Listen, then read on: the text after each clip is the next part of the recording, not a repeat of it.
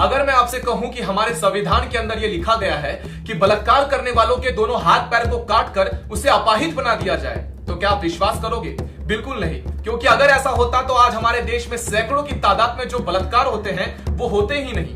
तो आखिरकार किसके संविधान के अंदर यह दंड विधान दिया गया है कि बलात्कार करने वालों के दोनों हाथ पैर को काट दिया जाए? यह दंड विधान दिया गया था 350 साल पहले छत्रपति श्री शिवाजी महाराज के संविधान के अंदर।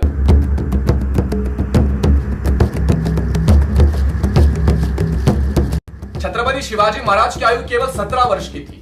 स्वराज को नींव को रखा ही गया था कि कानों पर खबर आ गया कि रांझा गांव के पाटिल ने बाबाजी भिकाजी गुजर ने एक लड़की का बलात्कार कर दिया।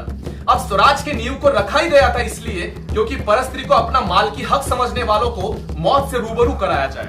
क्योंकि छत्रपति शिवाजी महाराज जानते थे मोहम्मद गजनी, जिसने थानेश्वर और मथुरा को लूटने के बाद 5 लाख हिंदुस्तानी स्त्रियों को उज्बेकिस्तान में बेचा, जिसकी दीवारों पर आज भी लिखा गया है दुख्तरे हिंदुस्तान नीलामे 2 दिनार। जिसका मतलब यह होता है कि हिंदुस्तान की स्त्रियों को यहां पर बेचा जाता है और खरीदा जाता है।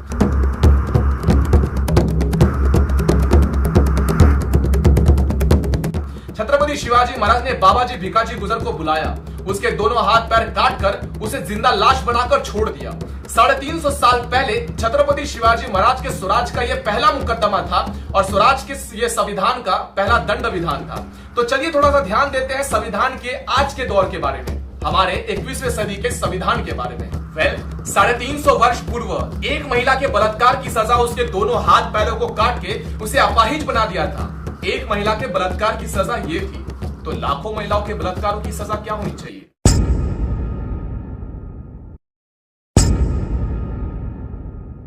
India recorded an average of 87 rape cases daily in 2019 and overall 4,05,861 cases of a crime against a woman during the year.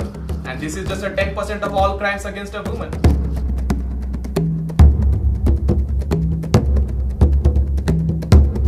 4 lakh rape cases India में हर साल रिकॉर्ड होते हैं और अनरिकॉर्डेड तो अनगिनत है और हर साल 7% से रेप केसेस इंक्रीज हो रहे हैं। अब यहाँ पे सवाल ये उठता है कि 350 साल पहले छत्रपति शिवाजी महाराज के संविधान के अनुसार एक बलात्कार करने वालों की सजा दोनों हाथ पैरों को काट दिया जाता था, तो आज लाखों बलात्कार करने वालों को सजा क्या मिलती है?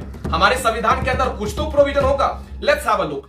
हमारे संविधान के अंदर यह बताया गया है according to IPC section 376 subsection 2, इसके अंदर यह कहा गया है कि अगर कोई इंसान बलात्कार करता है तो उसे 7 साल की सजा या फिर उम्र कैद है।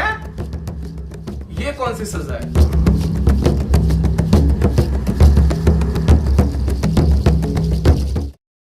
सोलह दिसंबर 2012 याद है? निर्भया याद है? छोड़ो यार, हमारी कौन सी बहन थी। 2012 में यह बलात्कार होता है और सितंबर 10, 2019 में इसका वर्डिक्ट आता है। 7 साल लग गए इस बात को साबित करने में कि हाँ भाई बलात्कार हुआ था, और तब तक में इन 7 वर्ष के अंदर और 40 लाख लड़कियों का बलात्कार हो भी गया। ये मैं नहीं कहता, ये तो एनसीआरबी की रिपोर्ट कहती है। छोड़ो यार, हमारी बहनें थोड़ी ना इस 40 लाख में आती है। अगर आती भी तो शायद हम आवाज नहीं उठाते, और आवाज उठाते भी तो 7 साल लग जाते और तब तक और 40 लाख बलात्कार भी हो जाते।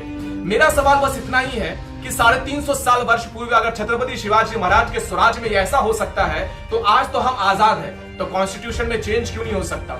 यहाँ पे कॉन्स्टिट्यूशन के बारे में मैं कोई बुराई नहीं कर रहा, बस बदलाव की बात कर रहा हूँ। कॉन्स्टिट्यूशन के अंदर ये चेंज होना ही चाहिए, लेकिन सबसे पहले चेंज हमारे माइंडसेट में होना चाहिए, जहाँ पे जाति धर्म को देखकर बलात्कारियों के लिए आवाज उठाई जाती है। उससे भी ज्यादा शोकनीय की बात यह है कि हमारे देश के अंदर इन्हीं बलात्कारियों को डिफेंड करने के लिए वकील भी मिल जाते हैं। और सबसे ज्यादा कमजोरी की बात हमारी मानसिकता की ये है कि कुछ लोग तो ये भी कह देते हैं कि वो छोटे कपड़े पहनती है इसलिए उसका बलात्कार हो जाता है।